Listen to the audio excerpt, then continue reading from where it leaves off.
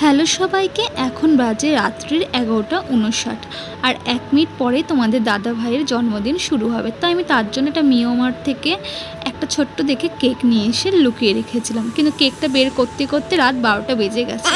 আমার সাথে এরকম উল্টোপাল্টা জিনিস হতেই থাকে, তাই ভাবলাম প্রথমে তোমাদের দাদা ভাইকে উইশ করে দিই, তারপরে কেকটা নাই খুলবো।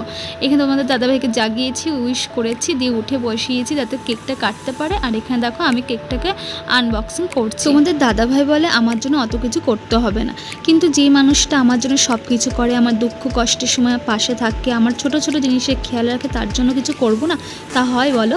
তাই তার স্পেশাল দিনটাকে আরও স্পেশাল করার জন্য একটা ছোট্ট চেষ্টা করেছি। আর মিডনাইটে এরকম একটা বার্থডে সারপ্রাইজ পেলে সবারই বেশ মনটা খুশি হয়ে যায়, তাই না? তোমার দাদাভাই খুব খুশি হয়েছিল, ফার্স্ট টাইম সেই মিডনাইটে নিজের বার্থডে কেক কাটছিল। তোমরা ভালো লাগলে ভিডিওটা প্লিজ লাইক করো, কমেন্ট করো, চ্যানেলটাকে সাবস্ক্রাইব করে দিন। Bye bye, tata.